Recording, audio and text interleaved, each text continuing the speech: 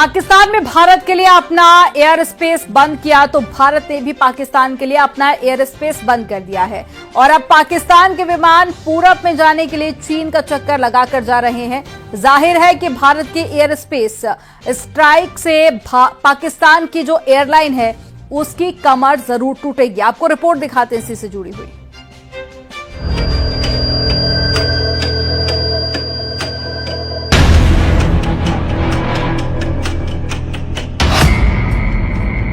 पाकिस्तान पर air space strike.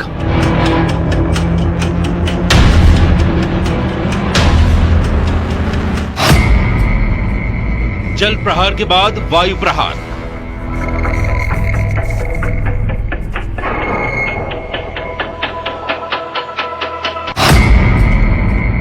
एक के बाद एक भारत की स्ट्राइक। भारत ने पाकिस्तान को करारा जवाब देते हुए अपने एयर स्पेस को पाकिस्तान की उड़ानों के लिए बंद कर दिया है। पाकिस्तान ने भारत के लिए अपना एयर स्पेस बंद किया, उससे भारत को ज्यादा फर्क नहीं पड़ने वाला, लेकिन पाकिस्तान को पूरब में जाने के लिए भारत के एयर स्पेस की सख्त जरूरत है। लेकिन अब उसको ये सहूलियत नहीं मिलने वाली और उस पर एयर स्पेस वाली स्ट्राइक से उसका तगड़ा नुकसान होने वाला है। भारत के ऊपर पाकिस्तान एयरलाइन की उड़ान बंद। पाकिस्तान के प्राइवेट जेट भी नहीं भर सकेंगे उड़ान। पाकिस्तानी मिलिट्री के विमानों को भी इजाजत नहीं। पीआईए के लीज पर लिए विमानों पर भी लगाई गई पाबंदी। पाकिस्तान के लिए भारतीय एयर स्पेस पूरी तरह बंद। अब पाकिस्तान के विमानों को कहीं भी उड़ान भरना होगा तो उसे पूरे चीन का चक्कर लगाना होगा और ये भी संभावना है कि उन्हें चीन में उतरना भी पड़े ताकि आगे के सफर के लिए वो ईंधन भरवा सके। जाहिर है भारत ने पाकिस्तान की कमर तोड़ने वाला एक और फैसला लिया है। इसका सबसे बड़ा असर पाकिस्तान इंटरनेशनल एयरलाइंस की कुआलालंपुर जाने वाली दो रूट्स पीके 8945 और पीके 8989 पर पड़ा है। पहले ये फ्लाइट्स लाहौर से भारत होते हुए कुआलालंपुर जाती थीं, जिससे दूरी कम और वक्त बचता था। लेकिन भारत के एयर स्पेस बंद करने के बाद अब इन्हें चीन होते हुए जाना पड़ रहा है। इस नए रास्ते से 3 घंटे ज्यादा समय लग रहा है। कल से ही ये फ्लाइट्स नए रास्ते पर उड़ान भर रही हैं।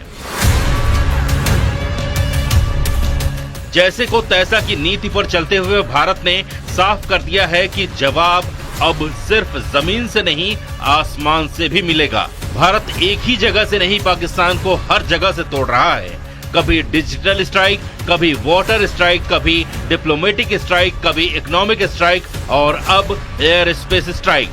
वही पाकिस्तान ने अपना एयर स्पेस बंद करके खुद अपने पैर पर कुल्हाड़ी मारी है और उसे लाखों करोड़ डॉलर की चपत लगने लगी है। पाकिस्तान को भारतीय विमानों से मिलने वाली ओवर फ्लाइट फीस का अब नुकसान उठाना पड़ेगा।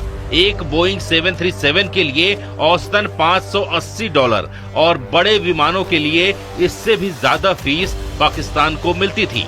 जानकारों के मुताबिक हर दिन करीब 2 से 2.4 लाख डॉलर की चपत पाकिस्तान को लग सकती है। लैंडिंग, पार्किंग और अन्य शुल्क जोड़ ले तो कुल नुकसान $3.5 लाख तक पहुंच सकता है।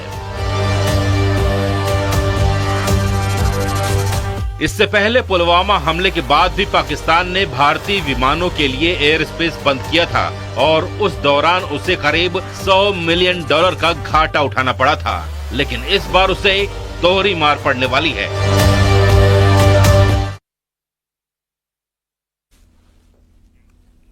युद्ध के लिए पाकिस्तान में भी तैयारी शुरू हो गई है। पाकिस्तान खुद को बचाने के लिए पूरा जोर लगा रहा है। लाहौर और साथ ही रावलपिंडी से लेकर जो रिपोर्ट सामने आई है उससे पता चल रहा है कि जनरल मुनीर ने कम से कम 20 अड्डों पर फौज की तैनाती बदल दी है। आपको रिपोर्ट दिखाते हैं।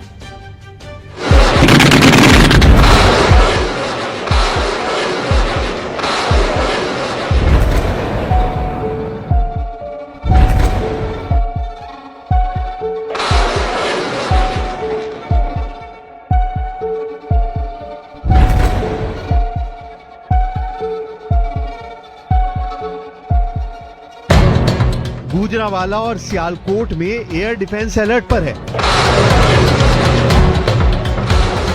कराची में भी पाकिस्तान ने फाइटर जेट के दुश्मन मिसाइल सिस्टम को चौकन्ना कर दिया है।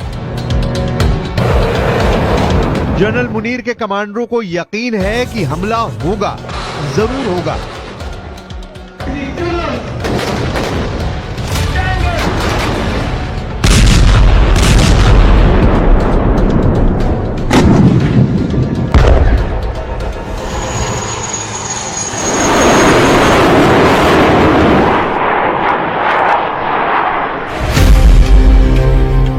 पाकिस्तान के पास 3 तरह के एयर डिफेंस सिस्टम हैं जो चीन से लिए गए हैं। पहला है FM-90 जिसकी रेंज 15 किलोमीटर तक है।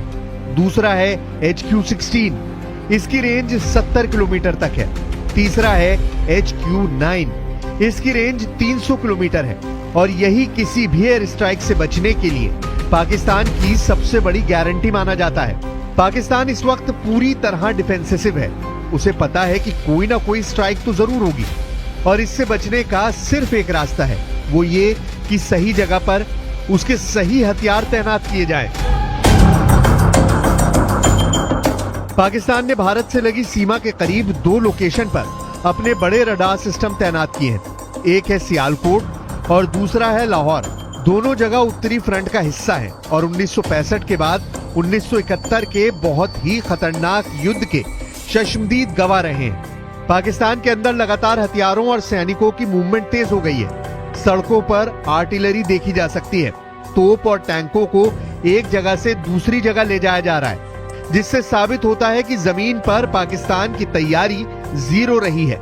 और अब पहलगाम आतंकी हमले के बाद उसे अचानक ये ख्याल आया है कि भारत तो जवाबी हमला भी करेगा। खैबर पख्तूनवा और पंजाब के कई मिलिट्री अड्डों से फोर्स POK में भेजी गई है ताकि LOC पर मोर्चे को मजबूत बनाया जा सके।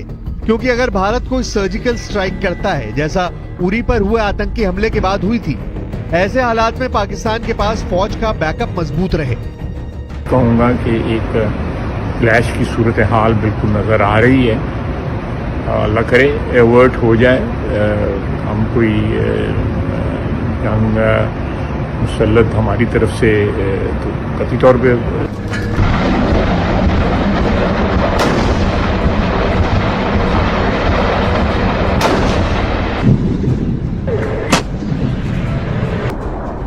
पाकिस्तान पूरी तरह घिर चुका है। आसमान, जमीन और समंदर, तीनों मोर्चों से पाकिस्तान को अटैक का खतरा सता रहा है।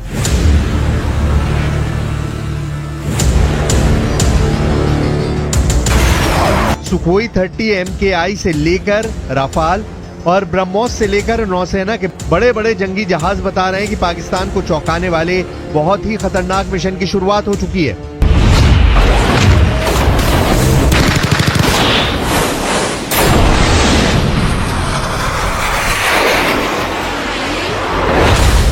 जनरल आसिम मुनीर को पता है कि उनको बहुत बड़ा सरप्राइज मिलने वाला है। पहलगाम में हुए आतंकी हमले का बदला भारत लेगा, इसकी गारंटी 100% है। ऐसे में पाकिस्तान ने आसमान में बचने के लिए क्या तैनात किया है वो भी देख लीजिए। पाकिस्तान में AEWC यानी एयरबोर्न अर्ली वार्निंग वाले विमान, जैसे कि स्वीडन से लिया गया साप 2000 एरियाई, ये 450 किलोमीटर की रेंज में हवाई गतिविधियों पर नजर रखता है। ये विमान इस वक्त उत्तरी पाकिस्तान से दक्षिण पाकिस्तान तक लगातार चक्कर लगा रहा है ताकि भारत की तरफ से उड़ने वाले किसी भी विमान जो उसकी तरफ बढ़ रहे हों, उनका फौरन पता लगा सके। पाकिस्तान के पास ऐसे 9 विमान हैं जो लगातार भारत के बॉर्डर की तरफ बारी बारी से उड़ान भर रहे हैं। पाकिस्तान को पक्का पता है कि हमला होगा। ये बात शहबाज शरीफ भी जानते हैं, पाकिस्तान की फौज भी जानती है। जनरल आसिम मुनीर और उनके एक कमांडर को पता है कि पहलगाम का बदला तो लिया जाएगा, लेकिन तमाम तैनाती और मूवमेंट के बीच पाकिस्तान में कुछ ऐसी हरकत भी हुई है जिससे साफ पता चलता है कि वहां की पॉलिटिकल लीडरशिप को इस वक्त सबसे बड़ा खतरा अपने किसी बड़े अड्डे पर हमले का है।